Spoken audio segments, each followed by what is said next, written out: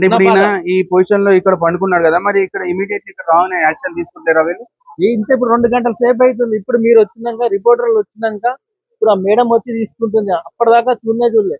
అంతేగాని వాళ్ళకి ఇచ్చేసి ఆరోగ్యశ్రీ ఇచ్చేసి 10 లక్షలు ఇచ్చేసి వాళ్ళను ప్రైవేట్ హాస్పిటల్ ఉద్ధరించడం కాదు. మాలాంటి పేదలను కూడా పట్టించుకోవాలి.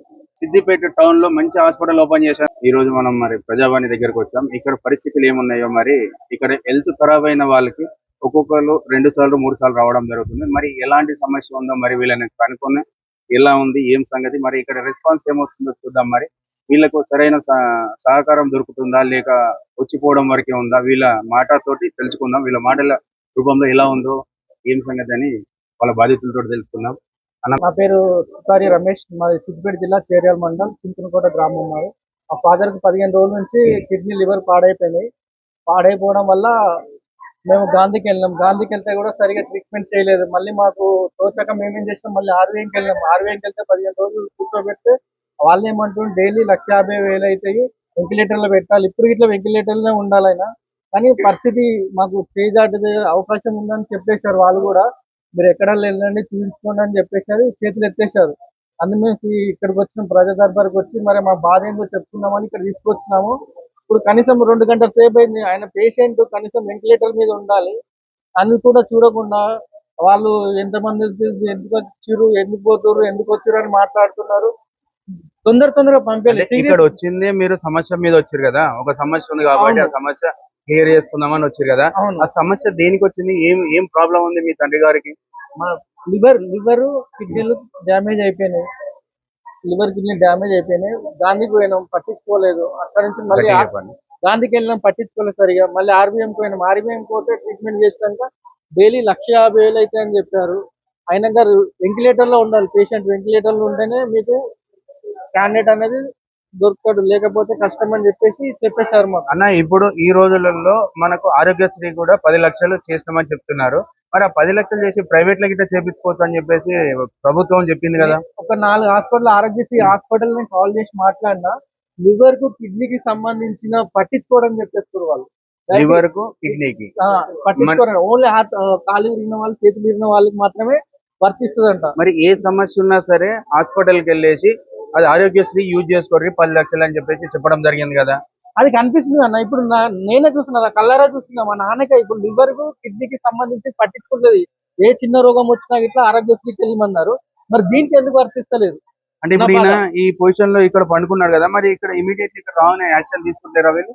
ఇంత ఇప్పుడు 2 గంటల సేపు అవుతుంది. ఇప్పుడు మీరు వచ్చినాక రిపోర్టర్లు వచ్చినాక ఇప్పుడు ఆ మేడం వచ్చి తీసుకుంటుంది. అప్పటిదాకా చూడలే. అంటే ఇంతవరకు రాలేదా? మీడియా కనబడంగానే వచ్చారా, లేకపోతే రాలేదు? 2 గంటలు అవుతుంది ఇక్కడికి వచ్చి. అవును. మరి ఇక్కడ పరిస్థితి ఇంత ఘోరంగా ఉంటే మరి ఒక టచర్ మీద లేకపోతే దేని మీద పండబెట్టేసి వీల్ చైర్ తీసుకొచ్చిండు. మళ్ళీ ఇంకొక లెక్కించుకోవాలని చెప్పి మళ్ళీ కూర్చోబెట్టి అంటే ఇప్పుడు హ్యాండిక్యాప్ వాళ్ళని చెప్పి తీసుకెళ్లిపోయారు. హ్యాండిక్యాప్ వాళ్ళకు వీల్ చైర్స్ కావాలి. ఇక్కడ వీల్ చైర్స్ మాక్సిమం ఒక 20 నుంచి 30 వరకు పెట్టాలి.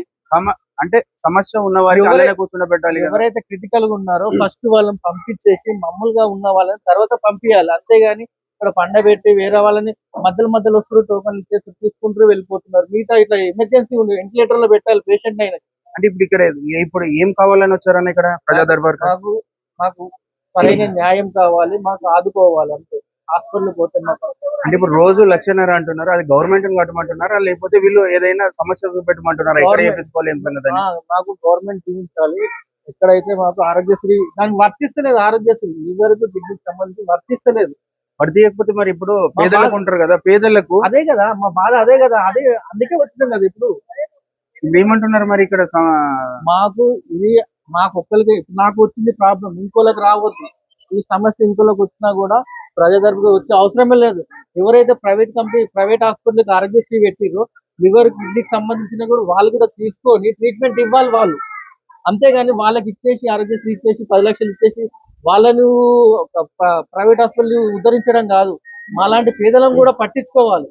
అంటే ఇప్పుడు గాంధీలో ఈయనకు సరైన ట్రీట్మెంట్ దొరకలేదా? పట్టించుకుంటారు. మరి గాంధీ హాస్పిటల్ అన్ని ఉన్నాయన్నారు కదా, అది సౌలతులు లేదు, ఏం లేదు. చచ్చిపోయిన తీసుకుపోయి పడేసుడు తప్ప అందులో ఏం పనికిరాదు. అంటే ఇప్పుడు మీ తండ్రి గారికి సమస్య ఉంది కదా, ఈ సమస్యకు అక్కడ పరిష్కారం ఏం దొరకలేదు నాకు. అంటే ఇక్కడ వచ్చి ఇప్పుడు మరి ఏం చేద్దాం అనుకుంటున్నారు, ఎలా చేద్దాం అనుకుంటున్నారు? ఇక్కడ దొరికితే నా సమస్య, నా బాధ ఏందో తెలుసుకుందాము. మళ్ళీ ఫ్యూచర్ నేను ఏ హాస్పిటల్ పోవాలో అక్కడ చూసుకుందాం ప్రైవేట్ అని చెప్పేసి ఉద్దేశంలో నేను ఇక్కడికి వచ్చిన. ఇక్కడ తెలవాలి నా బాధ ఏందో తెలియాలని ఇక్కడ తీసుకొచ్చిన. ఇది గత ప్రభుత్వంలో కూడా ఇలాంటి సమస్యలు వస్తే ఏదైనా హాస్పిటల్లో జాయిన్ చేసుకున్నారా? చేసిన ఇగో అది అప్పుడు ఓకే అయిందా? అప్పుడు ఆర్బీఎం లో చేయించాను. నేను చేయించిన ఇట్లా ఓకే అయింది. అప్పుడు ఇట్లా కొంచెం నిమోనియా వచ్చింది, ఊపిరితిత్తులో నీరు వస్తే ఇట్లా చేయించినాను. అక్కడ చేయించాను, డబ్బులు ఎట్టి చేయించుకున్నా. ఇప్పుడు డబ్బులు లేవు నా అక్కడ. ఇప్పుడు 5 లక్షల నుంచి 10 లక్షలకు పెంచినప్పుడు ఏ ప్రైవేట్ హాస్పిటల్ అయినా చేసుకోవచ్చు అని సమాచారం ఇచ్చారు కదా. ఇప్పుడు అవే 10 లక్షలు పెడితే నేను ఆర్బీఎం పోతే 10 రోజులకి ఇట్లా పట్టుమంటే నాకు ఉమ్. 10 రోజులు ఆర్బీఎం లో పెట్టినా ఇట్లా డైలీ 1,50,000 అవుతున్నాయి. 10 రోజులలో అయిపోతే ఏం లాభం నాకు? కరెక్ట్ వైద్యం పెద్ద పెద్ద నిమ్స్ ఉంది, గాంధీ ఉంది, కరెక్ట్ వైద్యం చేస్తే నేను ఇంత దూరం వచ్చి ఇంత ప్రజాదరపు వచ్చి ఇంత బస్ కిరాయిలు పెట్టుకొని ఆ ఊరు తిరిగి ఈ ఊరు జిల్లా ఆ జిల్లా పోయి తిరిగి అవసరం ఉండబోతుండే కదా నాకు. నా జిల్లాలో మంచిగా పెడితే నేనే ఎంత చూసుకుంటుండే ఇప్పుడు కదా. సిద్దిపేట జిల్లానా మీకు? అవును, సిద్దిపేట జిల్లాలో పెద్ద హాస్పిటల్ హరీష్ రావు ఓపెన్ చేసిండు అని చెప్పేసి గత ప్రభుత్వంలో చెప్పడం అది జరిగింది. ఓపెన్ చేస్తేనే కదా గాంధీకి వచ్చిన. నేను అడుగుతున్నా, మాకు తెలిసిన కాడికి సిద్దిపేట జిల్లాలో మంచి హాస్పిటల్ ఓపెన్ చేశారు, గవర్నమెంట్ హాస్పిటల్ Only- ప్రతి ఒక్కటి only- అవుతుందని చెప్పేసి సమాచారం ఉంది కదా. ఓన్లీ అక్కడ చూసేది లేడీస్ మాత్రం మంచిగా ఉంది. మామూలు ఆర్థోపెడిక్ సంబంధించిన పెద్ద పెద్ద ఉంటే పట్టించుకోరు. ఇమ్మీడియట్లీ గాంధీకి వెళ్ళిపోండి మీరు అంటారు. అచ్చా, గాంధీకి వెళ్ళిపోండి అంటారు.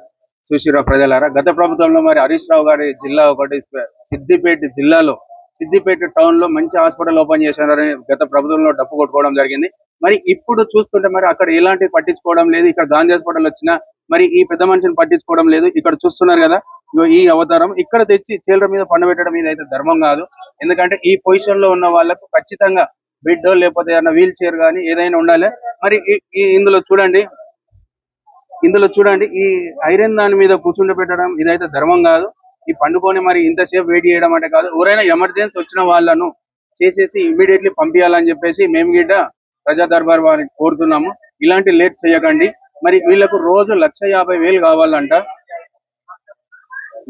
వీళ్ళకు ప్రైవేట్ హాస్పిటల్లో జాయిన్ చేస్తే రోజుకు 1,50,000 కావాలంట. మరి వాళ్ళు పెట్టుకోలేని స్థితిలో ఉన్నారు. కొడుకేమో అవిటి అంటే కాలు ప్రాబ్లం ఉంది కొడుకుకు మాత్రము, తండ్రికేమో ఇలా ఉంది.